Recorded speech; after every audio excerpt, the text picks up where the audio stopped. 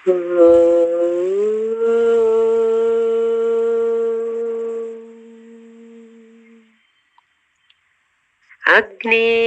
നയ സുബധാരായേ അസ്മാൻ വിശ്വാനി ദേവവയുനാനി വിദ്വാൻ യുയോധ്യസ്മത് ജുഹുരാണമേനോ ഭൂയിഷ്ഠാം തേ നമ ഉക്തിം വിധേമ. അഗ്നേ ഗതിക്കായി വിടുക സന്മാർഗത്തൂടെ ഞങ്ങളെ, ചെയ്യും കർമ്മങ്ങളെല്ലാവും അറിഞ്ഞിടുന്ന ദേവ, നീ വഞ്ചനം ചെയ്യുമേനസ്സു ഞങ്ങളിൽ നിന്നു മാറ്റുക. അങ്ങേക്കു ഞങ്ങൾ ചെയ്യുന്നു നമോവാകം മഹത്തരം. ഗുരു നമ്മെ യാതൊരു വിഘ്നവും കൂടാതെ ഈ കൃതിയുടെ പഠനത്തിലും അതിന്റെ പരിസമാപ്തിയിലേക്കും എത്തിച്ചു. പരമകാരുണികനായ മഹാഗുരുവിന്റെ പാതാരവിന്ദങ്ങളിലെ ശതകോടി പ്രണാമങ്ങൾ അർപ്പിക്കുകയാണ്. അടുത്ത കൃതി വേദാന്ത സൂത്രം. അതും അതിനുള്ള അനുഗ്രഹവും അത് മനനം ചെയ്യാനുള്ള ബുദ്ധി തെളിച്ചയും എല്ലാം മഹാഗുരു നൽകും എന്ന് ഗുരുവിലേക്ക് സമർപ്പിച്ചുകൊണ്ട് തന്നെയാണ് ആ കൃതി തിരഞ്ഞെടുത്തിരിക്കുന്നത്. ഗുരു തന്നെ നയിക്കും, വഴിയും വഴികാട്ടിയുമായി നമ്മളെ നയിക്കും എന്നുള്ള ആ ഒരു സമർപ്പണത്തോടു കൂടിയാണ് വേദാന്ത സൂത്രം എന്ന അതിശ്രേഷ്ഠമായ അതിഗഹനമായ വേദസാരത്തെ നമ്മൾ വിചാരം ചെയ്യുവാനായിട്ട് തീരുമാനിച്ചിട്ടുള്ളത്. ഇപ്പോൾ ഇതും ഈശാവാസ്യോപനിഷത്തിന്റെ പഠനത്തിന് ശേഷം വേദാന്ത സൂത്രം പഠിക്കുമ്പോൾ ആ വഴി കുറച്ചുകൂടി സുഗമമാകുമെന്ന് തന്നെ കരുതുന്നു. ഇന്ന് നമുക്ക് 18ാമത്തെ മന്ത്രമാണ് വിചാരം ചെയ്യേണ്ടത്. കഴിഞ്ഞ 2 മന്ത്രങ്ങളിലായിട്ട് ഉപനിഷത്ത് ഋഷി നമ്മോട് പറഞ്ഞു, പരമസത്യത്തെ നേരിട്ട് ഉപാസിക്കുവാനായിട്ടുള്ള ശേഷിയും ശേമുഷിയും ഒരു ഉപാസകനില്ല എങ്കിൽ ഒരു പ്രതീകത്തെ വെച്ചുകൊണ്ട് പരമസത്യത്തിലേക്കുള്ള യാത്ര ആരംഭിക്കണം എന്ന്. അങ്ങനെ ഇന്ന് നമ്മൾ അഗ്നിയെ ബ്രഹ്മപ്രതീകമായി ഉപാസന ചെയ്തുകൊണ്ട് മന്ത്രം അവസാനിപ്പിക്കുന്നു. ഇതിനു മുമ്പ് കഴിഞ്ഞ മന്ത്രത്തിൽ നമ്മൾ ഓങ്കാരത്തെ, പ്രണവത്തെ ബ്രഹ്മപ്രതീകമായി ഉപാസന ചെയ്തുകൊണ്ട് ഒരു ഉപാസകൻ പരബ്രഹ്മത്തിലേക്ക് യാത്ര ചെയ്യുന്നത് നമ്മൾ പഠിച്ചു, മനസ്സിലാക്കി. ബുദ്ധി കൊണ്ട് മാത്രമേ പഠിച്ചിട്ടുള്ളൂ, നമ്മൾ ശ്രവണം മാത്രമേ നടന്നിട്ടുള്ളൂ. മനനവും നിധിധ്യാസനവും ഒക്കെ നമ്മൾ ഓരോരുത്തരും തനിയെ ചെയ്യേണ്ടതുണ്ട്. അതിനു മുമ്പത്തെ മന്ത്രത്തിലെ പൂഷനെ ബ്രഹ്മപ്രതീകമാക്കി വെച്ചുകൊണ്ട് ഉപാസന ചെയ്തു. ഈ പ്രതീകങ്ങളെല്ലാം തന്നെ ബ്രഹ്മത്തോട് സാദൃശ്യപ്പെടുത്തിക്കൊണ്ട് ഏകദേശം ഒത്തിരി ഗുണങ്ങൾ, ബ്രഹ്മത്തോട് ചേർത്ത് വെക്കാവുന്ന ഗുണങ്ങൾ കൽപ്പിച്ചുകൊണ്ട് തന്നെയാണ് നമ്മൾ ഉപാസന ചെയ്തത്. അടുത്തത് അഗ്നിയെ. 18ാമത്തെ മന്ത്രം പറയുന്നു, അഗ്നേനയ സുബധാരായേ അസ്മാൻ വിശ്വാനി ദേവ വയുനാനി വിദ്വാൻ. വായുനാനി എന്ന് പറയരുത് കേട്ടോ. അസ്മാൻ വിശ്വാനി ദേവ വയുനാനി വിദ്വാൻ യുയോധ്യസ്മജ്ജുഹുരാണമേനോ ഭൂയിഷ്ഠാം തേ നമ ഉക്തിം വിധേമ. അഗ്നേ നയ സുബധാരായേ അസ്മാൻ വിശ്വാനി ദേവ വയുനാനി വിദ്വാൻ യുയോധ്യസ്മജ്ജുഹുരാണമേനോ ഭൂയിഷ്ഠാം തേ നമ ഉക്തിം വിധേമ. അവിടെ ഓരോ പദങ്ങളും ശ്രദ്ധയോടുകൂടി വായിക്കാൻ പഠിക്കുക ആദ്യം. തെറ്റാതെ, മന്ത്രങ്ങൾ പിഴയ്ക്കാതെ, വൃത്താനുസാരിയായാണ് മന്ത്രം കൽപ്പിച്ചിരിക്കുന്നത്.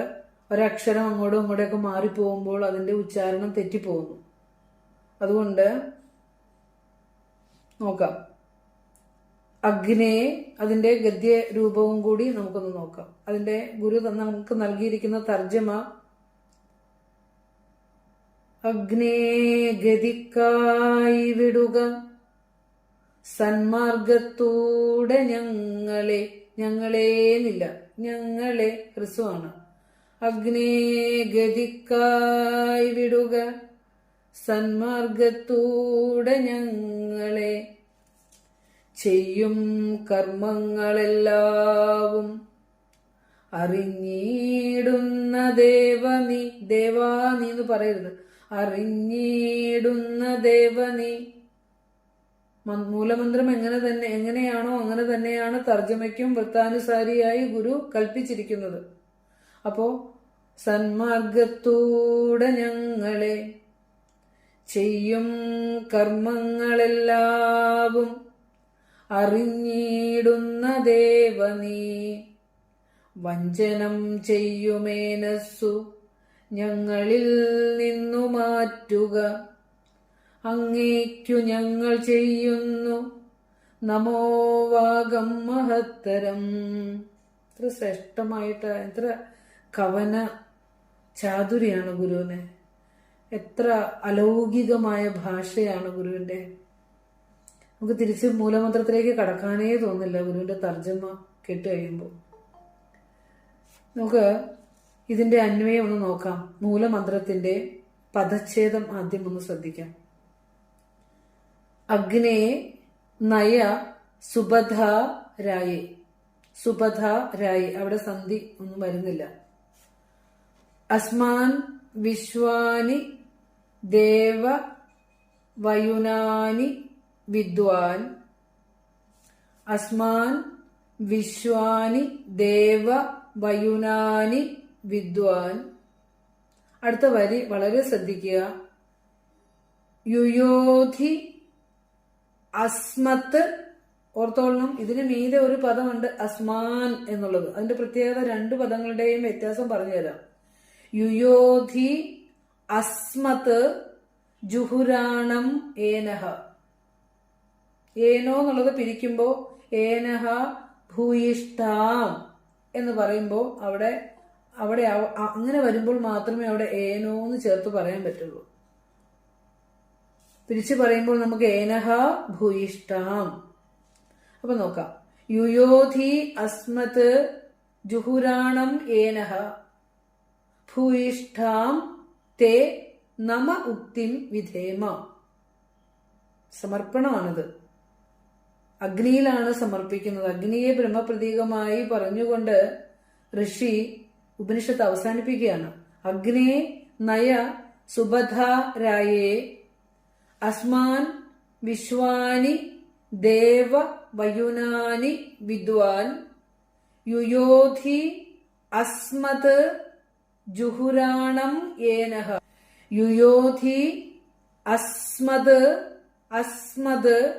ജുഹുരാണം ഏനഹ ഭൂയിഷ്ഠാം തേ നമ ഉക്തിം വിധേമ. അതാണ് മന്ത്രം. അഗ്നേ നയ സുബധാരായേ അസ്മാൻ വിശ്വാനി ദേവവയുനാനി വിദ്വാൻ. യുയോധ്യസ്മജ്ജുഹുരാണമേനോ ഭൂയിഷ്ഠാം തേ നമ ഉക്തിം വിധേമ. ഇനി ഇതിന്റെ അന്വയ രൂപം ഒന്ന് ശ്രദ്ധിക്കുക. കാരണം പദ്യത്തെ അല്ലെങ്കിൽ ശ്ലോകത്തെ അല്ലെങ്കിൽ മന്ത്രത്തെ ഗദ്യമാക്കുമ്പോഴാണ് ആശയ വ്യക്തത വരുന്നത്. നോക്കാം. അതിന്റെ അന്വയം അഗ്നേ ദേവ. രണ്ടും സംബോധനയാണ്. അഗ്നേ ദേവ. ഇതിനോടൊപ്പം തന്നെ എഴുതാനും സാധിക്കുന്ന അത്ര സ്പീഡ് കുറച്ചാ പറയണത്, അതൊന്ന് കുറിച്ച് വെക്കണം. അഗ്നേ ദേവ വിശ്വാനി വയുനാനി വിദ്വാൻ. വിശ്വാനി മന്ത്രം നോക്കി എഴുതുക. വിശ്വാനി വയുനാനി വിദ്വാൻ. ഇത് ഈ മൂന്ന് പദവും രണ്ടാമത്തെ വരിയിലുണ്ട്. വിശ്വാനി വയുനാനി വിദ്വാൻ ത്വം അവിടെ ത്വം എന്നുള്ളത് അവിടെ നമ്മൾ അന്വയിച്ചെടുക്കുന്നതാണ് കേട്ടോ. അസ്മാൻ രായേ, അസ്മാൻ രായേ സുബധാനയ, സുബധാനയ, അസ്മാൻ രായേ സുബധാനയ. അവിടെ ത്വം എന്നുള്ളത് വെറും അത് ബാക്കിൽ ഇട്ടോളൂ, അത് കണക്റ്റിംഗ് വേർഡാണത്. സുബധാനയ. അസ്മത് ജുഹുരാണം ഏനഹ, അസ്മത് ജുഹുരാണം, അവിടെ അസ്മത്ത് എന്നാണ്, ഞങ്ങളിൽ നിന്ന് എന്നുള്ള പഞ്ചമിയാണ്. അസ്മത് ജുഹുരാണം ഏനഹ യുയോധി തേ ഭൂയിഷ്ഠാം നമ ഉക്തിം വിധേമ, തേ ഭൂയിഷ്ഠാം നമ ഉക്തിം വിധേ. ഗദ്യരൂപമായി. ഇനി നമുക്കിതിന്റെ പദാനുപദ അർത്ഥം പരിശോധിക്കാം. അപ്പോൾ പദ്യം, മന്ത്രം, മന്ത്രത്തിന്റെ പദച്ഛേദം, മന്ത്രത്തിന്റെ അന്വയം, ദെൻ പദാനുപദ അർത്ഥം. കർമ്മങ്ങൾ ചെയ്യുക എന്ന് പറഞ്ഞ എല്ലാ കർമ്മത്തിന്റെയും അടിസ്ഥാനമായിരിക്കുന്നത് ജ്ഞാനം തന്നെയാണ്. അപ്പോ ഇവിടെ പറയാണ് എല്ലാ കർമ്മങ്ങളെയും അല്ലെങ്കിൽ ആ കർമ്മത്തിന് ആധാരമായ ജ്ഞാനത്തെയും, നമ്മൾ ഒന്ന് കണ്ണ് ചിമ്മുന്നുണ്ടെങ്കിൽ പോലും അത് ജഗദീശ്വരൻ അറിയാതെ സാധ്യമല്ല. ആ ചൈതന്യമില്ലാതെ ഒന്ന് കണ്ണ് ചിമ്മാൻ പോലും നമുക്ക് സാധ്യമല്ല എന്നുള്ള വലിയൊരു അറിവ് നമുക്കുണ്ടാവണം. നമ്മുടെ ചിന്തകളും നമ്മുടെ പ്രവൃത്തികളും സകലതും ഒരു ചൈതന്യത്തിന്റെ നിയന്ത്രണത്തിലാണ് ഇരിക്കുന്നത് എന്ന് അറിയുമ്പോഴാണ് നമ്മൾ പാപമില്ലാത്തവരായിട്ട് മാറുന്നത്.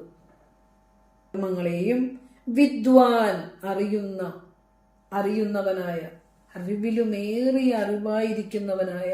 അറിയുന്നവനായ, സമസ്ത കർമ്മങ്ങളെയും അറിഞ്ഞുകൊണ്ടിരിക്കുന്നവനായ, അവന്റെ അറിവല്ലാതെ ഇവിടെ ഒന്നും ഒരു പുൽക്കൊടി പോലും ചലിക്കില്ല.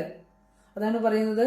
എല്ലാം വ്യക്തമായി മൂലമന്ത്രം പഠിച്ചു കഴിയുമ്പോൾ ആ മന്ത്രം കൊണ്ട് എന്താണ് അർത്ഥമാക്കുന്നത് എന്ന് ആ പദത്തിന്റെ അർത്ഥം ഹൃദിസ്ഥമാക്കണമെങ്കിൽ നല്ല ശ്രദ്ധയോടുകൂടി ഇരിക്കുക. ഗുരുപദിഷ്ട വേദാന്ത വാക്യങ്ങളിൽ വിശ്വാസത്തോടുകൂടി ഇരിക്കുക. ഇവിടെ പരമഗുരുവാണ് നമ്മളെ പഠിപ്പിക്കുന്നത്. ആ ഗുരുവിന്റെ വാക്യങ്ങളിൽ വിശ്വാസത്തോടു കൂടി വേണം നമ്മൾ ശ്രവണം ചെയ്യാൻ. അപ്പൊ നമ്മുടെ ബുദ്ധിയെ തെളിയിച്ച് തന്നെ കൊണ്ടുപോകും. അപ്പൊ പറയാണ് അഗ്നേ ദേവ വിശ്വാനി, സമസ്തങ്ങളായ വയുനാനി കർമ്മങ്ങളെയും വിദ്വാൻ അറിയുന്നവനായ, ധാതുവിനെ അറിയുക എന്നർത്ഥം. അപ്പോ അറിഞ്ഞുകൊണ്ടിരിക്കുന്നവനായ എന്നർത്ഥം. ത്വം നീ, അവിടെ നമ്മളൊരു കണക്റ്റിംഗ് വേർഡ് ചേർത്തു നീ. അപ്പോ സമസ്ത കർമ്മങ്ങളെയും അറിഞ്ഞുകൊണ്ടിരിക്കുന്നവൻ നീയാണെന്ന് പറയുമ്പോൾ ഇവിടെ നീ ആരായിട്ട് സങ്കല്പിച്ചിരിക്കുന്നത്? ജഗദീശ്വര സങ്കല്പമായി ആരെയാ പറയുന്നത് ഇവിടെ? അഗ്നിയെ. അപ്പൊ ഇവിടെ ത്വം എന്നുള്ള വാക്കിനർത്ഥം നീ എന്നാണ്. നീ ആരാ ഇവിടെ? ഇപ്പോ അഗ്നിയാണ്. അഗ്നിയെ ഇവിടെ അഗ്നി എന്നല്ല നമ്മൾ മനസ്സിലാക്കേണ്ടത്, പരബ്രഹ്മ സ്വരൂപൻ എന്നുള്ള അർത്ഥമാണ്. അപ്പൊ ഉപാസകരായ നമുക്ക് പരബ്രഹ്മ സ്വരൂപത്തെ നേരിട്ട് ആരാധന ചെയ്യുവാനുള്ള ആ ഒരു കഴിവില്ലാത്ത നമുക്ക് ഒരു ഉപാസനാമൂർത്തിയെ വെച്ചുകൊണ്ട് ആരാധന ചെയ്യുവാൻ നമ്മളെ പഠിപ്പിക്കുകയാണ്. അസ്മാൻ എന്ന വാക്കിന് ഞങ്ങളെ എന്നുള്ള അർത്ഥമാണ്. ഞങ്ങളെ, അതായത് ദ്വിതീയ വിഭക്തിയാണ്. അഹം ആവാം വയം, മാം ആവാം അസ്മാൻ. മാം എന്ന് പറഞ്ഞാൽ എന്നെ എന്നർത്ഥമാണ്. അപ്പൊ എന്നെ ഒരാളെ അല്ല രക്ഷിക്കേണ്ടത്. അസ്മാൻ ബഹുവചനത്തിലാണ് പ്രയോഗിച്ചിരിക്കുന്നത്. ദ്വിതീയ വിഭക്തി ബഹുവചന പദാണ് അസ്മാൻ, ഞങ്ങളെ. എന്റെ ഗുരു അവിടെ ചേർത്തേക്കുന്നുണ്ട്. ആ സന്മാർഗത്തൂടെ ഞങ്ങളെ എന്ന് തന്നെ ചേർത്തിട്ടുണ്ട്. ആ അസ്മാൻ എന്നുള്ളതിന്റെ മലയാള പദം വളരെ കൃത്യമായി സംസ്കൃത ഭാഷയിലുള്ള ആ ഭഗവാന്റെ ആഴത്തിലുള്ള ജ്ഞാനവും അവഗാഹിത്വവുമാണ് നമ്മൾ ഇതിലൂടെ പറയുന്നത്. ഒരൊറ്റ, ഞാൻ പറഞ്ഞു, അത് നമ്മൾ പറഞ്ഞില്ലേ, ഒരൊറ്റ അക്ഷരം പോലും ആ മന്ത്രാനുസാരി അല്ലാത്തതില്ല ഇതില്. ഇതങ്ങനെയല്ല, ഇങ്ങനെയാണെന്ന് ആർക്കും പറയാൻ സാധ്യമല്ല. ഈ ലോകമുള്ളിടത്തോളം കാലം ഇതിലൊരു കറക്ഷൻ ചെയ്യാൻ ആർക്കും പറ്റില്ല.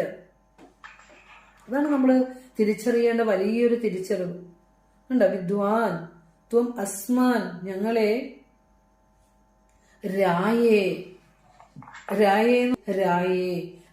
എന്ന് പറഞ്ഞ ഇവിടെ ഐശ്വര്യത്തിലേക്ക്, സമ്പന്നതയിലേക്ക്, പരമഗതിയിലേക്ക്, സമ്പന്നഗതിക്കായി.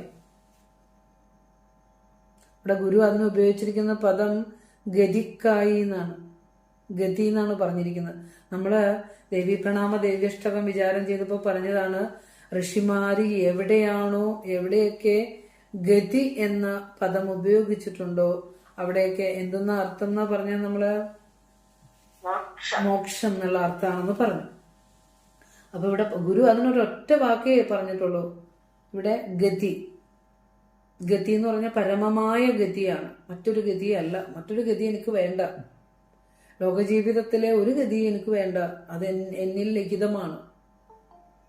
അത് ആ കർമ്മത്തിനനുസരിച്ച് ഞാൻ വന്നിരിക്കുകയാണ്. അപ്പൊ പിന്നെ എനിക്കിനി ആ ഒരു ഗതിക്ക് വേണ്ടി ഒന്നും ചോദിക്കാനില്ല. ചോദിക്കാനുള്ളത് ഈ ഗതിയൊന്ന്, ഈ ഭൗതിക ജീവിത യാത്രയിലെ എനിക്ക് ശ്രേയസ് വേണം എന്നുള്ളത് മാത്രമേ നമുക്ക് ചോദിക്കാനുള്ളൂ. കാരണം അതിന് തക്ക ശ്രേഷ്ഠതരമായ വിശേഷ ബുദ്ധിയും തന്നിട്ടാണ് മനുഷ്യനെ ഭൂമിയിലേക്ക് നമ്മൾ മനുഷ്യജന്മത്തിൽ വന്നത്.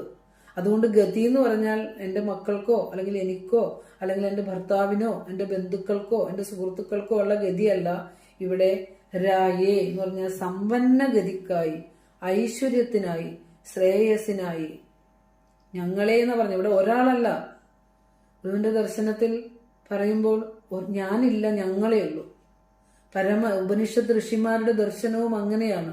ഞാനും എൻ്റെ വിദ്യാർത്ഥികളും നന്നാകട്ടെ എന്നല്ല പറഞ്ഞത്, ഈ ലോകം മുഴുവൻ സുഖമാകട്ടെ, ലോകത്തെ മുഴുവൻ രക്ഷിക്കട്ടെ എന്നുള്ള പ്രാർത്ഥനയാണ് അവിടെ. അപ്പോ ത്വം നീ അസ്മാൻ ഞങ്ങളെ രായേ ഐശ്വര്യത്തിനായി പരമഗതിക്കായി എന്ത് ചെയ്യണമെന്നാ പറയാ? സുബധ, സുബധ എന്ന് പറഞ്ഞ നല്ല വഴിയിലൂടെ, നല്ല വഴിയിലൂടെ നയിക്കണം. സുബധ നയ, നയ എന്നുള്ള വാക്ക് ഇവിടെ നയതി എന്നുള്ള ശബ്ദത്തിന്റെ ഒരു വിധി അർത്ഥമാണ്. ലോട്ട് ക്രിയയാണ്, ഇംപറേറ്റീവ്, ആജ്ഞാർത്ഥകം, വിധി രൂപത്തിലുള്ള ഒരു ക്രിയയാണ് നയതി എന്നുള്ളിടത്ത്. നീ നയിക്കണം എന്ന് പറയുമ്പോഴാണ് നയ എന്ന് പറയുന്നത്. ത്വം നയ. അതുകൊണ്ടാണ് നമ്മളിവിടെ ത്വം എന്ന് കണക്റ്റിംഗ് പോലെ ഇട്ട് കൊടുത്തത്. നീ ഞങ്ങളെ സുബധ നല്ല വഴിയിലൂടെ പ്രകാശം നിറഞ്ഞ അറിവിനെ പ്രകാശമായിട്ടാണ് ഗുരു നമുക്ക് പറഞ്ഞു തന്നത്. അപ്പോ നീ ഞങ്ങളെ സുബധ നയ പ്രകാശം നിറഞ്ഞ മാർഗത്തിലൂടെ, നേരായ മാർഗത്തിലൂടെ നീ ഞങ്ങളെ നയിക്കണം എന്നാണ് പറയുന്നത്. സുബധ നയ. ഓരോ വാക്കിന്റെ അർത്ഥം ഹൃദിസ്ഥമാക്കണം. കാരണം നമുക്ക് പരിചയമില്ലാത്ത നൂതന പദങ്ങളാണ് ഉപനിഷത്തിൽ ഉപയോഗിച്ചിരിക്കുന്നത്. നയ എന്ന് പറഞ്ഞ നയിക്കൂ, നയിച്ചാലും ഭഗവാനെ. അടുത്ത വാക്കാണ് അസ്മത്ത്. അസ്മത്ത്, അസ്മാൻ എന്ന് പറഞ്ഞാൽ ഞങ്ങളെ, അസ്മത്ത് ഞങ്ങളിൽ നിന്ന്. ഗുരു അവിടെ ഉപയോഗിച്ചിട്ടുണ്ടോ? ഞങ്ങളിൽ നിന്ന് മാറ്റുക. വിഭക്തി അതേപോലെ തന്നെ ഉപയോഗിച്ചിട്ടുണ്ടോ? അസ്മത്ത് എന്ന് പറഞ്ഞ പഞ്ചമി വിഭക്തിയാണ്. വൃക്ഷാത്ത് എന്ന് പറഞ്ഞ വൃക്ഷത്തിൽ നിന്ന്, ഗൃഹാത് വീട്ടിൽ നിന്ന്, വിദ്യാലയാത് വിദ്യാലയത്തിൽ നിന്ന്, അങ്ങനെ അതിന്റെ പഞ്ചമിയാണ്. അപ്പോ മത് അവാഭ്യം അസ്മത്ത് ഞങ്ങളിൽ നിന്ന്, ഞങ്ങളിൽ നിന്ന്. അവിടെ പഞ്ചമി വിഭക്തിയാണ് പറയുന്നത്. ഞങ്ങളിൽ നിന്ന് എന്താ ചെയ്യേണ്ടത്? ജുഹുരാണം ഏനഹ. ജുഹുരാണം എന്ന് പറഞ്ഞ വഞ്ചനാത്മകമായ, വഞ്ചനം ചെയ്യുന്ന ഗുരു പറഞ്ഞിരിക്കുന്നത്. വഞ്ചനം ചെയ്യും മേനസ് എന്നാ പറഞ്ഞിരിക്കുന്നത്. വഞ്ചനാത്മകമായ, ഞങ്ങളെ എന്താ പറയാ, സദാ ഭ്രമിപ്പിച്ചുകൊണ്ടിരിക്കുന്ന, തെറ്റായി ധരിപ്പിച്ചുകൊണ്ടിരിക്കുന്ന എന്നൊക്കെ അർത്ഥമാണ്. കാരണം ഈ പ്രപഞ്ചമുണ്ടെന്നും ഈ കാണുന്ന സകലതും സത്യമാണെന്നുള്ള നമ്മുടെ ചിന്ത ഭ്രമാത്മക ചിന്തയാണ്. അതിനെ മുറുകെ പിടിച്ചുകൊണ്ട് ജീവിക്കുന്നവരാണ് നമ്മള്. അപ്പോൾ അതുകൊണ്ടാണ് പറയുന്നത്, നമ്മളെല്ലാവരും വഞ്ചിക്കപ്പെട്ടിരിക്കുകയാണ്. പുറമേ കാണുന്ന ഭൗതി ഈ സ്വർണ്ണ ചെപ്പിനെ കണ്ട് പാടിപ്പുകഴ്ത്തി ഭ്രമിച്ചിരിക്കുന്നവരാണ് നമ്മള്. അപ്പോൾ അതുകൊണ്ടാണ് പറയണത്, സത്യസന്ധമായി ഭഗവാനോട് പ്രാർത്ഥിക്കണം, ജഗദീശ്വരനോട് പ്രാർത്ഥിക്കണം. അഗ്നിയെ ജഗദീശ്വര പ്രതീകമാക്കി വെച്ചുകൊണ്ട് പറയാണ്, ഞങ്ങൾക്ക് മതിയായി ഇത്. അതിന് തീഷ്ണമായ അഭിലാഷം നമുക്ക് ഉണ്ടാകണം, രക്ഷപ്പെടണമെന്ന്. എന്നിട്ട് പറയാണ് ജുഹുരാണം ഏനഹ, അല്ലെ? വഞ്ചനാത്മകമായ, ഭ്രമാത്മകമായ, കുടിലമായ എന്നൊക്കെ അർത്ഥം പറയാം. ഞങ്ങളെ സദാ വഞ്ചിച്ചു കൊണ്ടിരിക്കുന്ന ഏനസ് എന്ന ഗുരു, ഏനഹ എന്നുള്ളതിന് ഗുരു ഏനസ് എന്ന് തന്നെ ഉപയോഗിച്ചു.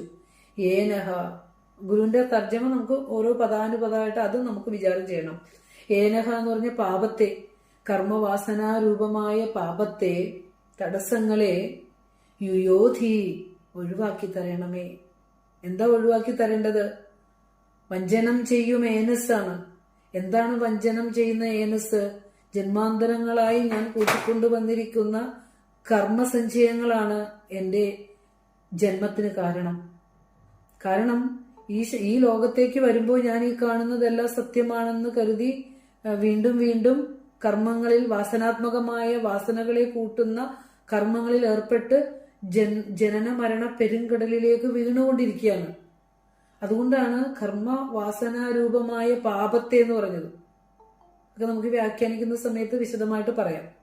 അപ്പോ ജുഹുരാണം ഏനഹ, വഞ്ചനാത്മകമായ കുടിലമായ ഹേനഹ പാപത്തെ, കർമ്മവാസനാരൂപമായ പാപത്തെ യുയോധി, യുയോധി ഒഴിവാക്കി തരണമേ, മാറ്റിത്തരണമേ.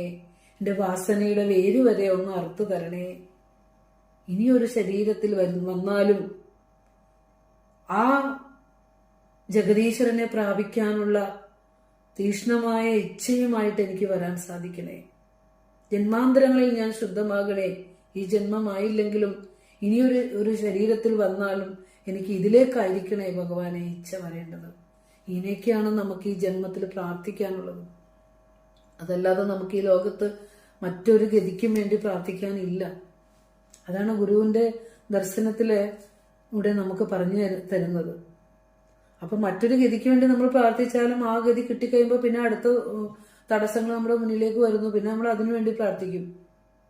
പക്ഷെ അതിങ്ങനെ കർമ്മങ്ങൾ അനവരതം ഈശ്വരൻ എന്ന അധിഷ്ഠാനത്തിൽ നടന്നുകൊണ്ടിരിക്കുന്നു. നമ്മുടെ ശരീരത്തിന്റെ പ്രാരബ്ധം അനുസരിച്ച് അവിടെ കറക്റ്റ് ചെയ്യാൻ ആരും പോകണ്ട. അറിയേണ്ടതിനെ അറിഞ്ഞു കഴിയുമ്പോൾ അവിടെ ഈശ്വരൻ തന്നെ കറക്റ്റ് ചെയ്ത് കൊണ്ടുപോകും നമ്മളെ. പിന്നെ നമ്മളെ കൊണ്ടുപോകുന്നത് ജഗദീശ്വരൻ തന്നെയായിരിക്കും. അതല്ലെങ്കിൽ നിങ്ങൾ പരീക്ഷിച്ചു നോക്കിക്കോളൂ. എനിക്ക് എന്നെ നയിക്കുന്നത് ഈശ്വരനാണെന്ന് ശരിയായ ഒരു ബോധം എപ്പോ നമ്മളിലേക്ക് വരുന്നുവോ അപ്പോ തന്നെ നമ്മളുടെ മുന്നിൽ വരുന്ന ജീവിത പ്രാരബ്ധങ്ങളെല്ലാം നമ്മളറിയാതെ തന്നെ കടന്നു പോകും, സോൾവ് ചെയ്തു പോകും. ആ ഒരു ഉറച്ച വിശ്വാസം നമുക്ക് ഉണ്ടായേ പറ്റൂ, ഉണ്ടായിരിക്കണം. നമ്മൾ പറഞ്ഞില്ലേ, കഴിഞ്ഞ മന്ത്രങ്ങളിലൊക്കെ നമ്മൾ പറഞ്ഞു, എനിക്ക് എന്തിനാണ് ഭഗവാനെ ഈ പരമസത്യത്തെ അറിയാൻ എനിക്ക് സാധിച്ചില്ലെങ്കിൽ എന്തിനാണ് എനിക്ക് ഈ മനുഷ്യജന്മം തന്നത് എന്ന് നമ്മൾ വിചാരം ചെയ്തതാണ് കഴിഞ്ഞ മന്ത്രങ്ങളിൽ. അത്തരത്തിലൊരു തീക്ഷ്ണമായ അഭിലാഷമാണ് രക്ഷപ്പെടാനായിട്ട് നമുക്ക് ഉണ്ടാകേണ്ടത്. അപ്പോൾ പറയാണ്, ജുഹുരാണം ഏനഹ, വഞ്ചനാത്മകമായ ഭ്രമാത്മകമായ വാസനാത്മകമായ ഈ ഏനസിനെ, ഈ പാപത്തെ, കർമ്മവാസനാരൂപമായ പാപത്തെ യുയോധി ഞങ്ങളിൽ നിന്നും മാറ്റണം, ഒഴിവാക്കി തരണം. തേ അങ്ങേക്ക്, അവിടെ അങ്ങേക്ക് ഞങ്ങൾ ചെയ്യുന്നു അല്ലെ, ഭൂയിഷ്ഠാം തേ നമ, തേ അങ്ങേക്ക് ഭൂയിഷ്ഠാം, വളരെ വളരെ അധികം അധികം, ബഹുതരമായ വളരെയധികം, നമ ഉക്തിം, ഉക്തി എന്ന് പറഞ്ഞ വാക്കുകൾ, നമ ഉക്തി എന്ന് പറഞ്ഞ നമസ്കാര വചനങ്ങളെ, നമസ്കാര വചനം ഒന്നല്ല അധികം. ദൈവദശരഥി പ്രാർത്ഥിച്ചോളൂ, ജയിക്കുക മഹാദേവ, ജയിക്കുക ചിദാനന്ദ, ജയിക്കുക ജയിക്കുക ജയിക്കുക. നമ്മള് ഒത്തിരി പുകഴ്ത്തലുകൾ ഭഗവാനെ നടത്തി. അതുപോലെ ഭൂയിഷ്ഠാം നമ ഉക്തിം, ബഹുതരമായ നമസ്കാര വചനങ്ങളെ വിധേമ ചെയ്യുന്നു.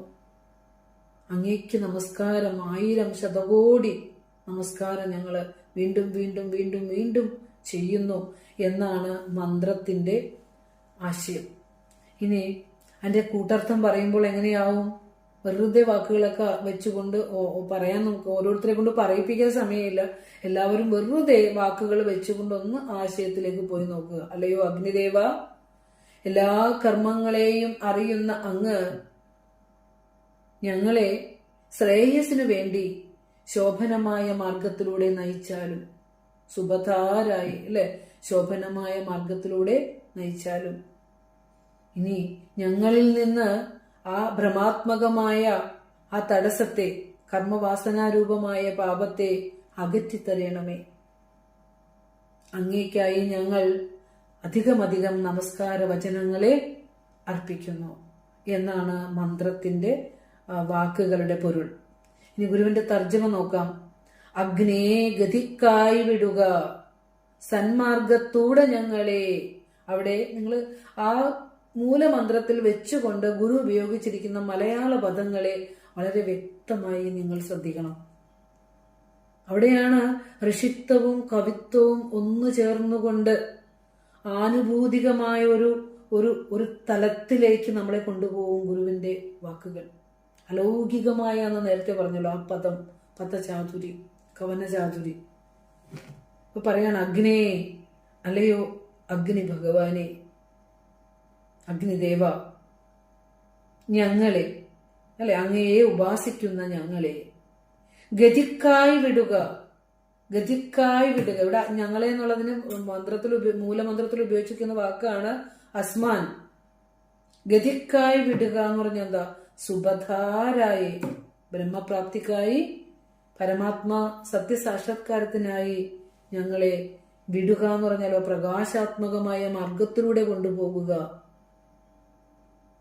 ഗതിക്കായി വിടുക, സന്മാർഗത്തൂടെ വിടുക എന്നർത്ഥം. അത് പറയാണ് ചെയ്യും ഗതിക്കായി വിടുക, സന്മാർഗത്തൂടെ ഞങ്ങളെ, പ്രകാശാത്മകമായ ആ പരമമായ സത്യത്തിലേക്കുള്ള ഗതിയിലേക്ക് ഞങ്ങളെ വിടുക. ഇത് പറയാണ് ചെയ്യും കർമ്മങ്ങളെല്ലാവും, ഞങ്ങൾ ചെയ്യുന്ന എല്ലാ പ്രവൃത്തികളും. നമ്മൾ പറയാറുണ്ട് പലരെയും കാണിക്കാനും പലരുടെ മുമ്പില് ആളാകാനും നമ്മൾ കർമ്മങ്ങൾ ചെയ്യാറുണ്ട്.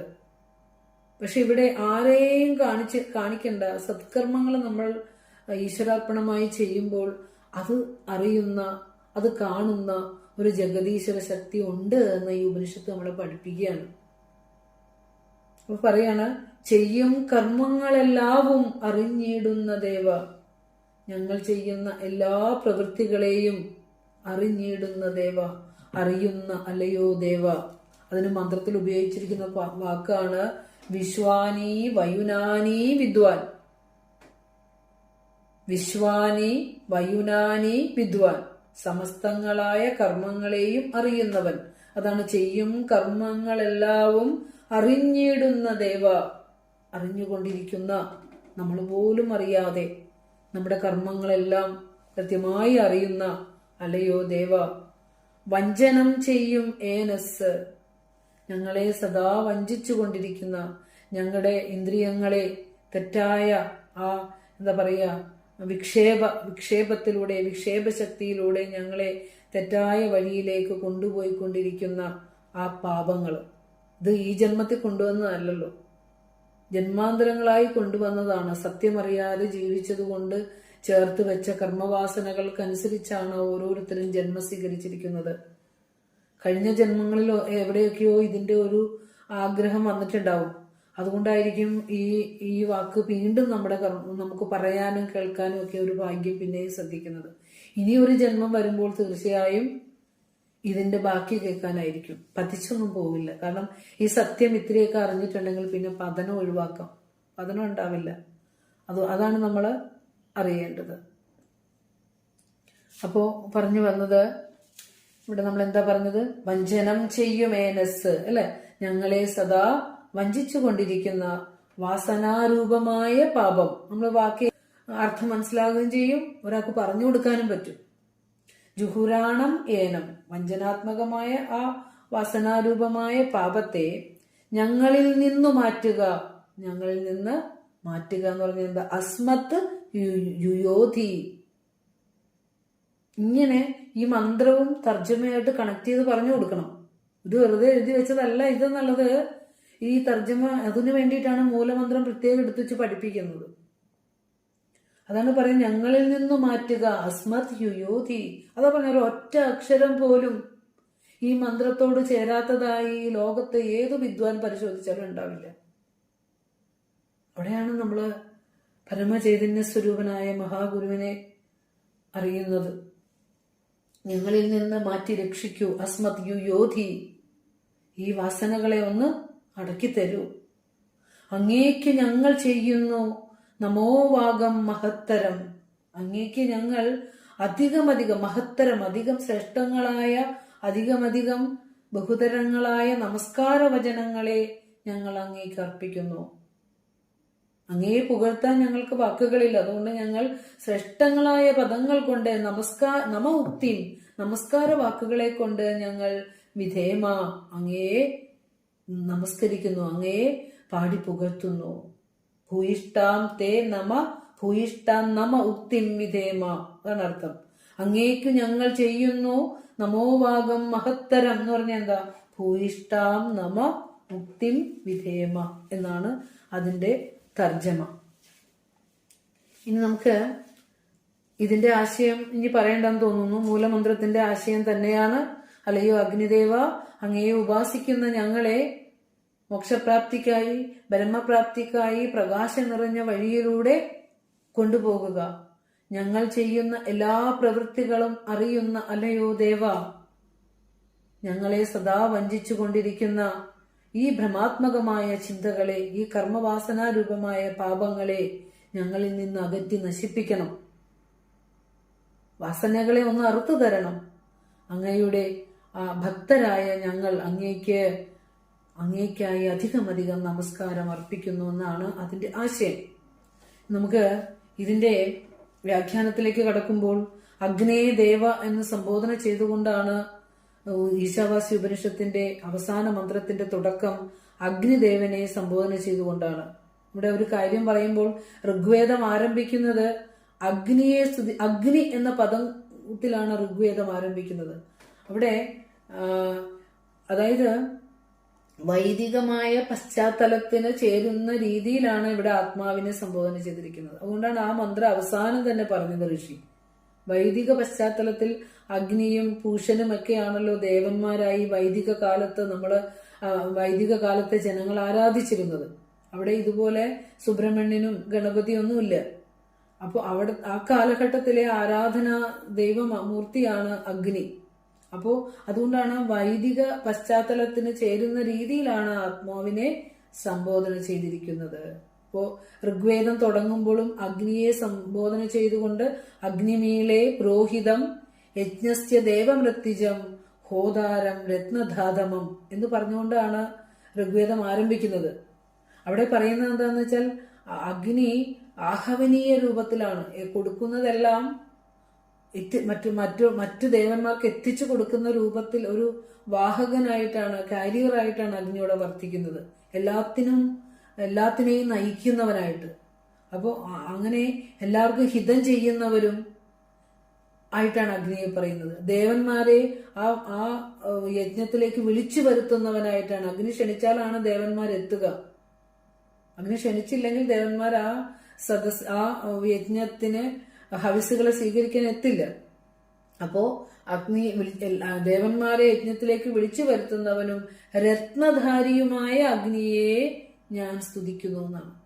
രത്നധാരിയുമായ അഗ്നിയെ എന്ന് പറഞ്ഞാൽ സമ്പത്ത് തരുന്നവനായ, എല്ലാ ശ്രേഷ്ഠ ഗുണങ്ങളും തരുന്നവനായ അഗ്നിയെ നമിക്കുന്നു എന്ന് പറഞ്ഞുകൊണ്ടാണ് ഋഗ്വേദം ആരംഭിക്കുന്നത്.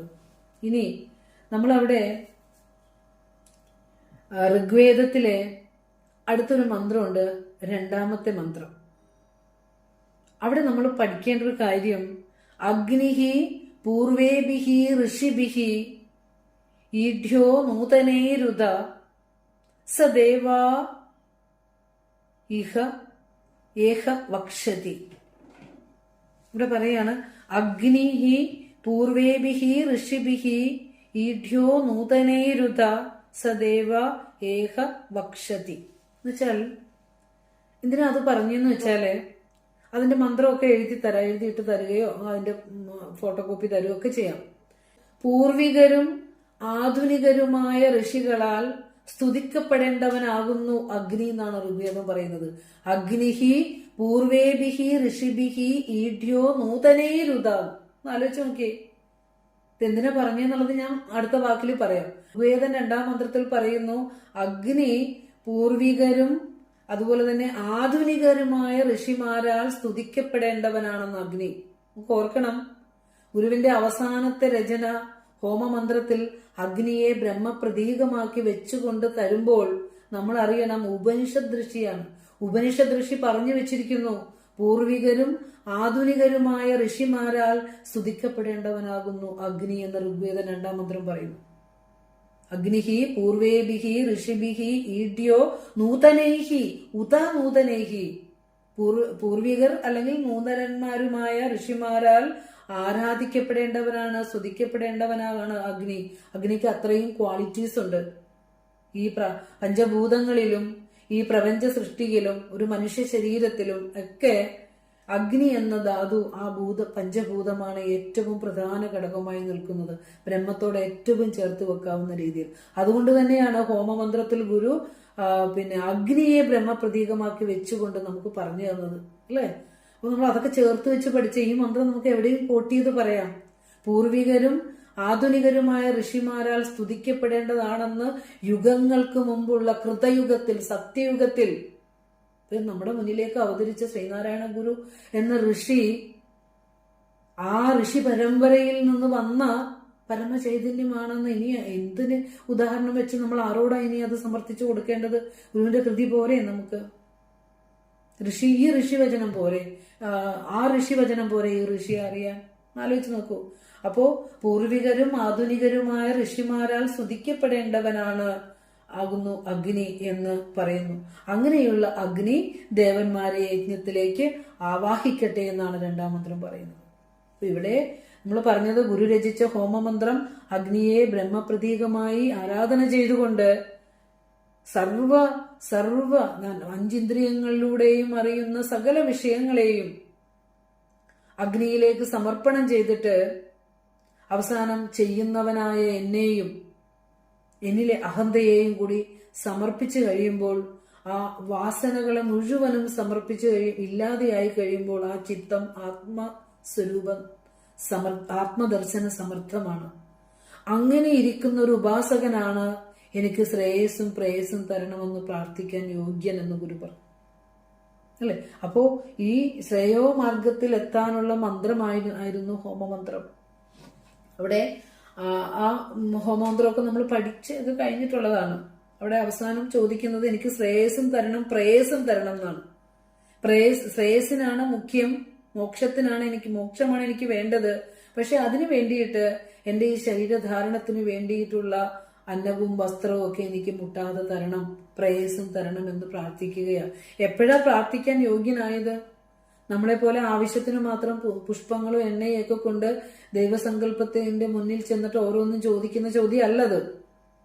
എല്ലാം നീയാണെന്നറിഞ്ഞ് എല്ലാതും സമർപ്പിച്ചു കഴിഞ്ഞിട്ടാണ് ചോദിക്കുന്നത്, എനിക്കിവിടെ നീ മാത്രമേ ഉള്ളൂ, വേറെ ആരുമില്ല ഗതി, അതുകൊണ്ട് എനിക്കിവിടെ പ്രേയസ് വേണം, ശേഷം എനിക്ക് എന്റെ ലോകജീവിതം കഷ്ടപ്പാട് കൂടാതെ കടന്നുകൂടണം, ഒടുവിൽ അങ്ങയുടെ പരമപദം പ്രാപിക്കണമെന്ന് പ്രാർത്ഥിക്കലല്ലേ ശ്രേയസ്സും പ്രേയസ്സും തരണമെന്ന് പ്രാർത്ഥിക്കുന്നത്. ആ നിലയിലൊക്കെ നമ്മൾ എത്ര ജന്മം കഴിഞ്ഞാലോ ഉയരുക, അതിന് നമുക്ക് സാധിക്കണേ എന്നുള്ളൊരു പ്രാർത്ഥനയും കൂടിയാണ് ഇവിടെ. അപ്പോ അഗ്നി പ്രത്യക്ഷമായ ബ്രഹ്മമാണെന്ന് എല്ലാ ഉപനിഷത്തുക്കളും ഉദ്ഘോഷിക്കുന്നുണ്ട്. ഗുരുവും നമ്മളോട്, ഗുരു എന്ന ഉപനിഷദുക്തി രഹസ്യമറിഞ്ഞ ഗുരുവും നമുക്ക് ബ്രഹ്മപ്രതീകമായി അഗ്നിയെ പറഞ്ഞു തന്നു. അപ്പോ വൈദികരായ ആ യജ്ഞത്തിലൂടെയാണ് നമ്മൾ അഗ്നിയെ ഉപാസന ചെയ്യുന്നത്. വൈദികമായ യജ്ഞത്തിലൂടെയാണ് അഗ്നിയെ ഉപാസന ചെയ്യുന്നത് എന്ന് നമുക്ക് ഋഗ്വേദമൊക്കെ പറഞ്ഞു തരും. അപ്പോ ബ്രഹ്മപ്രാപ്തിക്ക് കൊതിക്കുന്ന അവര് അഗ്നിയെ ഏത് പ്രകാരം യജിക്കണമെന്നാണ് ഈ ഈശാവാസ്യ ഉപനിഷത്തിന്റെ അവസാന മന്ത്രം നമ്മളെ പഠിപ്പിക്കുന്നത്. ബ്രഹ്മപ്രാപ്തി ആഗ്രഹിക്കുന്നുണ്ടെങ്കിൽ അഗ്നിയെ ഏത് സങ്കല്പത്തോടുകൂടി ആണ് ഉപാസന ചെയ്യേണ്ടത് എന്ന് പഠിപ്പിച്ചു തരികയാണ് ഈശാവാസ്യ ഉപനിഷത്തിന്റെ അവസാന മന്ത്രം. അപ്പോ ലൗകികമായ അഗ്നിയെ വെറുതെ എടുത്തു നോക്കിയാൽ പോലും അത് പ്രകാശ സ്വരൂപമാണ്. നമുക്ക് അത് കുറഞ്ഞും കൂടിയും എല്ലാ വസ്തുക്കളിലും അഗ്നി അംശമുണ്ട്. നമ്മുടെ ശരീരം പരിശോധിച്ചാലും നമ്മുടെ ശരീരത്തെ ഏറ്റവും തേജസ്സാർന്ന് നിർത്തുന്നത് നമ്മുടെ ശരീരത്തിലെ അഗ്നി എന്ന പഞ്ചഭൂതമാണ്.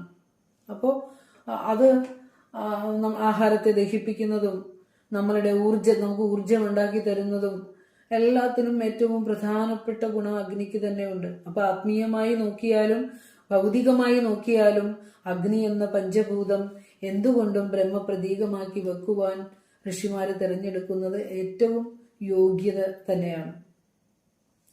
ഇനി അതുപോലെ തന്നെ സസ്യങ്ങൾ നോക്കുമ്പോൾ സസ്യങ്ങൾക്ക് ഈ മനുഷ്യർക്ക് എന്ന പോലെ സസ്യങ്ങൾ വളരാൻ ആ സൂര്യനാകുന്ന അഗ്നിഗോളത്തിൽ നിന്നുള്ള പ്രകാശം സ്വീകരിച്ചുകൊണ്ടാണല്ലോ അഗ്നി നിൽക്കുന്നത്.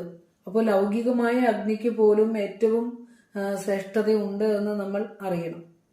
അടുത്ത പറയാണ് വിശ്വാനി വയുനാനി വിദ്വാൻ. വിശ്വാനി വയുനാനി വിദ്വാൻ, എല്ലാ കർമ്മങ്ങളെയും അറിയുന്നവനായ നീ. അതായത് അഗ്നി രൂപത്തിൽ പ്രകാശമാണ്. ജ്ഞാനത്തിന്റെ സന്ദർഭത്തിൽ അത് ആത്മാവിനെ സൂചിപ്പിക്കുന്നു. അഗ്നിയെ നമ്മളിപ്പോ ഒരു വിളക്ക് കത്തിച്ചു വെച്ചാൽ അത് രൂപം, അതിന്റെ പ്രകാശമാണ്. പക്ഷെ ജ്ഞാനത്തിൽ നമ്മൾ ആരാധന ചെയ്യുമ്പോൾ ആ അഗ്നിയെ ആത്മസ്വരൂപത്തിൽ ആരാധന ചെയ്യുന്നു എന്നർത്ഥം. അപ്പോ പിന്നെ പറയാണ് ചെയ്യും കർമ്മങ്ങളെല്ലാവും അറിഞ്ഞിടുന്ന ദേവ നീ. ആത്മാവിൽ അനവരതം നടന്നുകൊണ്ടിരിക്കുന്നതാണ് കർമ്മങ്ങൾ. ആ കർമ്മങ്ങൾ ഈ കടലിലും തിര പോലെ കായമോരോന്ന് ഉടനുടനേറി ഉയർന്നമർന്നിടുന്നു എന്ന് പറഞ്ഞ പോലെ ഒന്ന് കഴിയുമ്പോൾ ഒന്നായിട്ട് ഇങ്ങനെ ആ പരമാത്മ ചൈതന്യം എന്ന അടിസ്ഥാനത്തിലെ കർമ്മങ്ങൾ അനവരതം ഇവിടെ നടന്നുകൊണ്ടിരിക്കുന്നു. ഈ എല്ലാത്തിനും സാക്ഷിയായിരിക്കുന്നത് ആ പരബ്രഹ്മസ്വരൂപം തന്നെയാണ്. അങ്ങനെ സർവസാക്ഷിയായ അഗ്നിദേവ, പരമ്പൊരുളിന്റെ പ്രതീകമേ, നീ അറിയാതെ ഒരു പുൽക്കൊടി പോലും ഇവിടെ ചലിക്കുകയില്ലല്ലോ. അതാണ് പറയുന്നത് ചെയ്യും കർമ്മങ്ങളെല്ലാവും അറിഞ്ഞിടുന്ന ദേവ നീ. ഈ ഒരു അറിവ് നമുക്കുണ്ടാകണം. നമ്മൾ പറയാറില്ല ദൈവത്തിന്റെ അടുത്ത്, എന്നെ ഞാൻ ഇത്രയും വേദനകൾ അനുഭവിച്ചിട്ട് നീ എന്താണ് ഇതെല്ലാം കാണുന്നില്ലേ? നമ്മൾ ചോദിച്ചു പോകും ദുഃഖം വരുമ്പോൾ. പക്ഷെ പറയാണ് ഒരു കുഞ്ഞുറുമ്പിന്റെ ഉള്ളിലെ വേദനകൾ പോലും ജഗദീശ്വരന് കണ്ടുകൊണ്ട് തന്നെ ഇരിക്കുന്നു. ആ വേദന നിന്റെ ജീവിതത്തിൽ നിനക്ക് അനിവാര്യമാണ്. കാരണം നീ കൊണ്ടുവന്ന പ്രാരബ്ധത്തിനനുസരിച്ചാണ് നിന്റെ ശരീരത്തെ മൗൾഡ് ചെയ്തിരിക്കുന്നത്. അതിലൂടെ നീ കടന്നു പോകേണ്ടത് തന്നെയുണ്ട്. അങ്ങനെ നീ കടന്നു പോകുമ്പോഴും എല്ലാം അറിഞ്ഞുകൊണ്ട് നിന്നിൽ ഇരുന്നു കൊണ്ട് നിനക്ക് ആശ്വാസം പകരുന്ന ഒരു ചൈതന്യം നിന്റെ ഉള്ളിൽ തുടിക്കുന്നുണ്ട് എന്ന് മറന്നു പോകരുത്. ഈശ്വരൻ എന്താ ഒരിക്കലും ചെയ്യാൻ പാടില്ല. നമ്മൾ വിചാരിച്ചിട്ടല്ല ഈ കർമ്മങ്ങള് ഈ പ്രസന്റ് ലൈഫില് നമുക്കറിയില്ല നമ്മൾ എന്ത് പ്രാരബ്ധത്തിന്റെ ഫലമായിട്ടാണ് ശരീരം വന്നതെന്നും. അതും ഈശ്വരനറിയാം. അതുകൊണ്ടാണ് പറഞ്ഞത് ചെയ്യും കർമ്മങ്ങളെല്ലാവും അറിഞ്ഞിടുന്ന ദേവ ത്വം അസ്മാൻ രായേ. ത്വം അസ്മാൻ രായേ, നീ ഞങ്ങളെ സമ്പന്ന ഗതിക്കായി വിടുക. സമ്പന്നമായ ഗതിക്കായി, മോക്ഷപ്രാപ്തിക്കായി നീ ഞങ്ങളെ നല്ല മാർഗത്തിലൂടെ, ശ്രേഷ്ഠ മാർഗത്തിലൂടെ നയിക്കുക. അതാണ് ഗദ്യപ്രാർത്ഥനയൊക്കെ ഇവിടെ ചേർത്ത് വെച്ച് നമുക്ക് പറഞ്ഞു കൊടുക്കാം അല്ലെ. എന്റെ ബുദ്ധിയെ തെളിയിച്ച് നല്ല വഴിയെ കൊണ്ടുപോകുമോ? അപ്പൊ എന്റെ ബുദ്ധിയെ തെളിയിക്കുക എന്ന് പറഞ്ഞ് എന്റെ വാസനയെ അകറ്റി എന്റെ സർവ്വപാപങ്ങളെയും നശിപ്പിക്കുന്ന, വറുത്തു കളയുന്ന പരമാത്മാവിന്റെ യാതൊരു സ്വരൂപം എന്റെ ബുദ്ധിയെ തെളിയിച്ച് നല്ല വഴിയെ കൊണ്ടുപോകുമോ? അത് തന്നെയാണ് ത്വം അസ്മാൻ രായേ. വേദം നമ്മൾ പറയാറില്ലേ, ഗുരുവിന്റെ കൃതികൾ വേദസാര സംഗ്രഹമാണ് എന്ന് പറയും. ഗദ്യപ്രാർത്ഥന വേദം കടഞ്ഞെടുത്ത അമൃതാണ് എന്ന് പറയുമ്പോഴും ഈ ഉപനിഷത്തിലേക്ക് കടക്കുമ്പോഴാണ് എത്രയേറെ ഉപനിഷത്ത് സത്യമാണ് ഗുരു അവിടെ നിറച്ചു വെച്ചിരിക്കുന്നത്. വെറുതെ എഴുതി വെച്ചതാണോ ഗദ്യപ്രാർത്ഥന? അല്ല. എന്റെ സകല പാപങ്ങളെയും നശിപ്പിക്കുന്ന, ഇവിടെ പാപം എന്താണെന്ന് ഇപ്പൊ നമുക്ക് മനസ്സിലായില്ലേ, ഇവിടുന്ന് കിട്ടി. അന്നും നമ്മളത് വ്യാഖ്യാനം ചെയ്ത സമയത്ത്, പഠിച്ച സമയത്ത് നമ്മൾ ഇങ്ങനെ തന്നെയാണ് പഠിച്ചത്. കർമ്മവാസനാരൂപമായ പാപത്തെ, ആ പാപത്തെ നശിപ്പിക്കുന്ന, വറുത്ത് കളയുന്ന, വെറുതെ നശിപ്പിച്ചാൽ പോരാ, അതിന്റെ വേര് പോലും കത്തിച്ചു കളയണം. ഇത്തിരി കിടന്നാലും അത് പിന്നെയും ജന്മത്തിന് കാരണമാകും.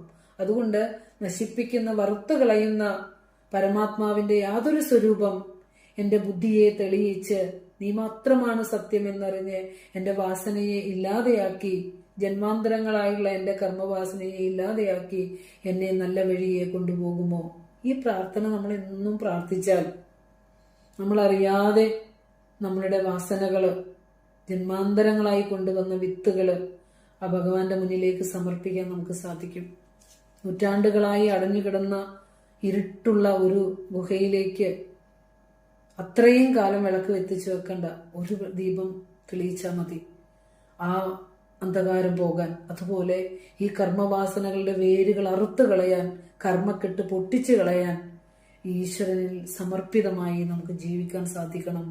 എല്ലാ കർമ്മങ്ങളും അറിഞ്ഞുകൊണ്ടിരിക്കുന്ന ഈശ്വരനെ നമുക്ക് അറിയാൻ സാധിക്കണം. അതുകൊണ്ടാണ് പറഞ്ഞത്, ത്വം അസ്മാൻ രായേ, നീ ഞങ്ങളെ സന്മാർഗത്തിലൂടെ വിടുക, സമ്പന്നഗതിക്കായി വിടുക, അഗ്നേയഗതിക്കായി വിടുക, സന്മാർഗത്തൂടെ ഞങ്ങളെ. ഗതി പറഞ്ഞു, പരമമായ ഗതിയാണ്, മോക്ഷമാണ്, പോക്കുവരവറ്റ ഗതിയാണ് ഗതി. അപ്പോൾ ഇതൊക്കെ നമ്മൾ പറഞ്ഞതാണ്. അടുത്ത പറയണ സുബധാനയ, സുബധാനയ, പ്രകാശം നിറഞ്ഞ മാർഗത്തിലൂടെ കൊണ്ടുപോകുക. നല്ല വഴി അമൃതത്വത്തിലേക്കുള്ള വഴിയാണ്, മോക്ഷത്തിലേക്കുള്ള വഴിയാണ്.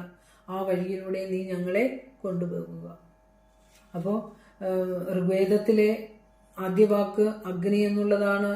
മാനവ സാഹിത്യത്തിലെ ഏറ്റവും പ്രാചീന ഗ്രന്ഥമായ ഋഗ്വേദത്തിൽ പറയുന്ന ആ അഗ്നിദേവനെ പറഞ്ഞുകൊണ്ട് തുടങ്ങുന്ന മന്ത്രം ഇവിടെ ഈശാവാസ്യ ഉപനിഷത്തിലും അവസാനിപ്പിക്കുമ്പോൾ ആ വാക്ക് തന്നെ ഉപയോഗിച്ചുകൊണ്ടാണ് ആ മന്ത്രത്തിന്റെ തുടക്കം. അപ്പോ എന്നെയും ഈശ്വരനെയും ചേർത്ത് വെക്കുന്ന നല്ല വഴി എന്ന് പറയുമ്പോൾ എന്താ? എന്നെയും ഈശ്വരനെയും ചേർത്ത് വെക്കുന്ന വഴി കാട്ടിത്തരുവാൻ അഗ്നിക്ക് മാത്രമേ കഴിവുള്ളൂ. അതുകൊണ്ടാണ് ഗുരു പറയാറില്ലേ, ദൈവമേ നിലയ്ക്ക നീയും ഞാനും ഒന്നു തന്നെ എന്നു, കൈവരുന്നതിന്നിതെന്നി അടിയനില്ല കാംക്ഷിതം, ശൈവമൊന്നൊഴിഞ്ഞു മറ്റുമുള്ളതൊക്കെ അങ്ങുമിങ്ങുമായി വലഞ്ഞുഴന്നിടുന്ന വഴിയതും നിനക്കിൽ നീ. അല്ലെ, എനിക്ക് വേറെന്തെങ്കിലുമൊക്കെ വഴി അല്പം തന്നിട്ട് നീ എന്നെ രക്ഷിക്കാമെന്ന് കരുതണ്ട. എനിക്ക് നിന്നോട് ചേരുക എന്നുള്ള ആഗ്രഹത്തിൽ അപ്പുറം ഒന്നും എനിക്ക് വേണ്ട. നമ്മളിപ്പോ ജീവിക്കുന്ന നമ്മുടെ മക്കളെയൊക്കെ ഒരു ഭാഗത്തിൽ എത്തിക്കണം, നമ്മുടെ ഭർത്താവിനെയൊക്കെ ഒന്ന് നോക്കണം, കുടുംബമൊക്കെ ഒന്ന് പുഷ്ടിപ്പെടുത്തണം, കുറച്ചും കൂടി സ്വത്തൊക്കെ വാങ്ങിയിട്ട് മക്കളെ ഏറ്റവും സുഖലോലുപരാക്കണം, എന്റെ ശരീരമൊക്കെ ഒന്ന് നോക്കണം, നല്ല വസ്ത്രമൊക്കെ വാങ്ങണം. നമുക്കിങ്ങനെ ഭൗതികങ്ങളായ സുഖഭോഗങ്ങളിലേക്ക് നമ്മുടെ മനസ്സ് പിന്നെയും പിന്നെയും പിന്നെയും പോകുമ്പോഴും ഈ അമൃതത്വത്തെ ആഗ്രഹിക്കുവാൻ നമുക്ക് സാധിക്കുന്നില്ല എന്നുള്ളതാണ്. അപ്പോൾ എന്നെയും ഈശ്വരനെയും ചേർത്ത് വെക്കുന്ന വഴി കാട്ടിത്തരാനായിരിക്കണം ഓരോ പ്രാർത്ഥനകളും നാം ചെയ്യേണ്ടത്.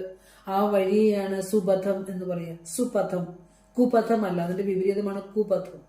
ചീത്ത വഴിയല്ല, നല്ല വഴിയേ കൊണ്ടുപോകണം. സുപഥത്തിലൂടെ ഞങ്ങളെ നയിക്കണം എന്ന് പറയാണ്. പിന്നെ പറയാണ് അസ്മത് ജുഹുരാണമേനക, ഞങ്ങളെ വഞ്ചിച്ചുകൊണ്ടിരിക്കുന്ന ഭ്രമാത്മകമായ ആ കർമ്മവാസനാരൂപമായ പാപത്തെ യുയോധി, ഏനസ് എന്ന് പറഞ്ഞ പാപത്തെ നീ നശിപ്പിച്ചു തരണം. അപ്പോ ഇവിടെ ഗുരുവിന്റെ ആ ഭാഷ ഏറ്റവും മധുരം, അതുപോലെ തന്നെ അഭൗമവുമാണ് തർജ്ജമ. അത് തന്നെ നമുക്ക് അതൊന്ന് ഉച്ചരിച്ചാൽ തന്നെ, നാവ് കൊണ്ടത് ചൊല്ലിയാൽ തന്നെ നമ്മുടെ എല്ലാ പാപങ്ങളും അസ്തമിക്കുന്ന ഒരു പ്രതീതിയാണ് നമുക്ക് അനുഭവപ്പെടുന്നത്. അല്ലെ, മൂലമന്ത്രത്തിന്റെ ആവശ്യം നമുക്കില്ലാന്ന് തോന്നുന്നു. ഗുരുവിന്റെ തർജ്ജമ മാത്രം മതി. നിങ്ങൾക്ക് ഉപാസന ചെയ്യാൻ നിങ്ങൾ കഷ്ടപ്പെട്ട് സംസ്കൃത മന്ത്രങ്ങളൊന്നും ഇനി നിങ്ങൾക്ക് പഠിക്കണ്ടെന്നല്ല, കിട്ടിയില്ലെങ്കിലും വിഷമിക്കണ്ട. അവിടുന്ന് തന്നിരിക്കുന്ന ആ തർജ്ജമ അതിന്റെ പൂർണ്ണതയാണ്, ഉപനിഷത്ത് മന്ത്രത്തിന്റെ പൂർണ്ണതയാണ്. ഈ ഭാഷയ്ക്ക് പകരം വെക്കാൻ ഇനി ആർക്കെങ്കിലും ഇങ്ങനെ ഒരു രചന നടത്താൻ സാധിക്കുമോ ഇതിന് മലയാളത്തിലേക്ക്? അങ്ങനെ ആരെങ്കിലും ചെയ്തിട്ടുണ്ടോ എന്ന് എനിക്ക് അറിയില്ല. ആരും തന്നെ ചെയ്യാനിടയില്ലത്. കാരണം ഒരു ഋഷിക്ക് മാത്രമാണല്ലോ ഈ അനുഭവം സ്വത്വത്തിൽ നിന്ന് ഒഴുകി വരാൻ സാധിക്കുകയുള്ളൂ. വേറെ ആര് ചെയ്താലും ശരിയാവുകയില്ല, അതിനോടൊട്ട് മന്ത്രത്തോടൊട്ട് ചേരുകയുമില്ലത്. അപ്പോ കർമ്മവാസനയെ അകറ്റണമെന്ന് നമ്മൾ ദൈവത്തിനോട് പ്രാർത്ഥിക്കുമ്പോൾ, ജഗദീശനോട് പ്രാർത്ഥിക്കുമ്പോൾ എന്താ പ്രാർത്ഥിക്കേണ്ടതെന്ന് വെച്ചാൽ ലക്ഷ്യത്തിലെത്തണം എന്ന ഉറച്ച തീരുമാനത്തോടു കൂടി വേണം പ്രാർത്ഥിക്കാൻ. എനിക്ക് ഇനിയും ഒക്കെ കുറെയൊക്കെ ഒന്ന് ജീവിച്ചാൽ കൊള്ളാം, ഇതിലും നല്ലൊരു ജീവിതം ജീവിച്ചാൽ കൊള്ളാം എന്നാണെങ്കിൽ നമ്മൾ കഴിഞ്ഞ ശ്ലോകത്തിൽ പറഞ്ഞു, നീ എന്താ ആഗ്രഹിക്കുന്നോ അതായിട്ട് മാറും. യഹ യശ്രദ്ധഃ സസയേവ. എന്താണ് അവസാന സമയത്ത് നമ്മൾ വ്യക്തമായി കുറെ ഭഗവത്ഗീത ശ്ലോകങ്ങളൊക്കെ കോട്ട് ചെയ്ത് പഠിച്ചതാ. എപ്പോഴും നീ എന്താണോ ചിന്തിച്ചുകൊണ്ട് ധ്യാനിച്ചുകൊണ്ടിരിക്കുന്നത് നീ അതായിട്ട് മാറും. നിന്റെ ദുഃഖങ്ങളെയാണ് നീ താലോലിക്കണമെങ്കിൽ നീ അതായിട്ട് മാറും. അപ്പോ അതുകൊണ്ട് കർമ്മവാസനാരൂപമായ പാപത്തെ അകറ്റാൻ പറയുമ്പോൾ ലക്ഷ്യത്തിൽ എത്തണമെന്ന ഉറച്ച തീരുമാനം അവിടെ ഉണ്ടാവണം. അതാണ് പറയുന്നത്. ആ തീരുമാനം പ്രകൃതിദത്തമായി ദൈവദത്തമായി ഓരോരുത്തരിലേക്കും ഈ സത്യം അറിയുമ്പോൾ സൃഷ്ടിതമാകും, ഉണ്ടായി വരികയും ചെയ്യും. അപ്പോ അങ്ങനെ സകല പാപങ്ങളെയും നശിപ്പിക്കുന്ന, വറുത്തു കളയുന്ന പരമാത്മാവിന്റെ യാതൊരു സ്വരൂപം എന്റെ ബുദ്ധിയെ തെളിയിച്ച് നല്ല വഴിയെ കൊണ്ടുപോകണം. ആ വഴിക്ക് തടസ്സമായി നിൽക്കുന്ന ഏനസുകള്, കർമ്മവാസനകള് എന്തൊക്കെയായിരിക്കും? ആ വഴിക്ക് തടസ്സമായി നിൽക്കുന്ന ഒബ്സ്ട്രക്ഷൻസ് എന്തൊക്കെയായിരിക്കും? ഈശ്വരനിലേക്ക് എത്താൻ നമ്മളെ തടയുന്ന അതെന്താ? കാമം മുൻപായി മുളയ്ക്കും കളമുളകളായിരിക്കും, രാഗദ്വേഷങ്ങളായിരിക്കും, ശരീരബുദ്ധിയായിരിക്കും, ഞാനും എന്റേതുകളുമായിരിക്കും. ഇതൊക്കെയാണ് നമ്മളെ പിന്നെ ഗുരു നമുക്ക് പറഞ്ഞല്ലോ, പൊരുളും ഉടമ്പും മക്കളും ഉയിർത്തിരളും, ഇതൊക്കെയാണ് നമ്മളെ, പിന്നെ നമ്മുടെ ഷഡ്വൈരികള്, ഇതൊക്കെയാണ് ആ സത്യത്തിലേക്ക് എത്താനുള്ള തടസ്സമായി നിൽക്കുന്നത്. അപ്പോ ആ തടസ്സത്തെ എല്ലാം മാറ്റി നീ ഞങ്ങളെ പരമമായ സത്യത്തെ, എന്റെ സകല പാപങ്ങളെയും കവർന്നെടുത്തുകൊണ്ട് എനിക്ക് നിന്റെ പരമാനന്ദം നൽകണമേ. എന്തല്ല ഗദ്യപ്രാർത്ഥന തന്നെയാണ്. തരാനുള്ളതെല്ലാം നമ്മൾ അറിയേണ്ടതും തരാനുള്ളതും, നമ്മൾ ഈ ലോക ജീവിതത്തിൽ എങ്ങനെയാണ് നമ്മുടെ ജീവിതം നയിക്കേണ്ടത് എന്ന് എത്ര കൃതികളിലൂടെയാ ഗുരു നമുക്ക് പറഞ്ഞു തന്നിരിക്കുന്നത്. അവിടെ നിന്ന് അനുഭവിച്ച പരമാത്മ അനുഭൂതി അതിലേക്ക് കൈ പിടിച്ച് കയറ്റിക്കൊണ്ടാ ഗുരു ഈ ശരീരം അറിഞ്ഞത്. അവിടുത്തെ ചൈതന്യം ഈ ഗുരു നിൽക്കുമ്പോഴും ആ ശരീരമുള്ളിടത്തോളം കാലം, ആ അവസാന ഗുരുവിന്റെ മഹാസമാധിയോടടുത്ത 5-6 മാസം ഒഴികെയുള്ള സമയം മുഴുവനും ഈ ഭൗതിക ജീവിത യാത്രയില് കരയറ്റാനും, ഈ പാപത്തിൽ നിന്ന് അവശരിൽ അവശരായ, സാധാരണയിൽ സാധാരണരായ, സാധാരണ വിദ്യാഭ്യാസം പോലും കിട്ടാത്ത ഒരു മനുഷ്യനെ കരകയറ്റാനുള്ള രക്ഷാമന്ത്രം തന്നിട്ടാ അവിടുന്ന് പോയത്. വേണ്ടവർക്ക് സ്വീകരിക്കാം, വേണ്ടവർക്ക് സ്വീകരിച്ച് രക്ഷപ്പെടാം. നീ ഇങ്ങോട്ട് വാന്ന് ആരെയും വിളിക്കേണ്ട ആവശ്യമില്ല. കാരണം ഇത് കിട്ടണമെങ്കിൽ ഒരു ഭാഗ്യമൊക്കെ വേണം. ഇത് പറയാണ്, തേ ഭൂയിഷ്ടാം നമ ഉക്തിം വിധേമ, അങ്ങേക്ക് ഞങ്ങൾ ചെയ്യുന്നു നമോഭാഗം മഹത്തരം. അനവധി പ്രാവശ്യം ഞങ്ങൾ അങ്ങയെ പ്രാർത്ഥിക്കുന്നു, ഉള്ളഴിഞ്ഞ് പ്രാർത്ഥിക്കുകയാണ്. മുക്തിക്ക് വേണ്ടുന്ന, ആ മുക്തി എനിക്ക് വേണമെന്ന ഉത്കടമായ പ്രാർത്ഥന ഉണ്ടാകണം. ആ പ്രാർത്ഥന ഹൃദയത്തിൽ നിന്ന് സ്വച്ഛമായി ഊറി വരണം. അങ്ങനെ സാധകന്റെ ഹൃദയത്തിൽ നിന്ന് ഊറി വരുന്ന പ്രാർത്ഥനയോടെ ഈശാവാസി ഉപനിഷത്ത് അവസാനിക്കുകയാണ്. സത്യത്തിൽ എന്റെ കണ്ണ് നിറയുന്നുണ്ട്. ഇത് തുടക്കം വെച്ചപ്പോ എപ്പോഴും ഓർക്കുമായിരുന്നു, ഭഗവാനെ ഇത് വിചാരം ചെയ്യുവാനുള്ള ശക്തിയായ എന്റെ കൂടെ ഉണ്ടാവണേ എന്നുള്ളൊരു സമർപ്പണം ഓരോ മന്ത്രം എടുക്കുമ്പോഴും ഉണ്ടായിരുന്നു. അപ്പോൾ എന്റെ പഠിതാക്കളായിരിക്കുന്ന ഓരോരുത്തർക്കും അടുത്തത് അവരുടെ ദിവസമാണ്. അവരെന്തെല്ലാമാണ് പഠിച്ചിരിക്കുന്നത് എന്ന് നമ്മുടെ മുന്നിലേക്ക് ഇത് അവതരിപ്പിക്കുന്ന 6 പേരാണ്. സുന്ദരേശ്വരൻ സാറും, അതുപോലെ തന്നെ പങ്കജൻ സാറ്, ബിന്ദു ഷാജിജി, സുരേശ്വരി മോഹൻ, സുനിൽ ജി, അതുപോലെ തുളസീധരൻ സാർ. ഈ 6 പേരാണ് ഈശാവാസി ഉപനിഷത്തിന്റെ സത്ത അവലോകന രൂപത്തിൽ അടുത്ത ക്ലാസ്സിൽ നമ്മുടെ മുന്നിലേക്ക് വെക്കുന്നത്. അപ്പോൾ നമുക്ക് ഈശാവാസി ഉപനിഷത്തിന്റെ പഠനം ഇവിടെ പൂർണ്ണമാവുകയാണ്.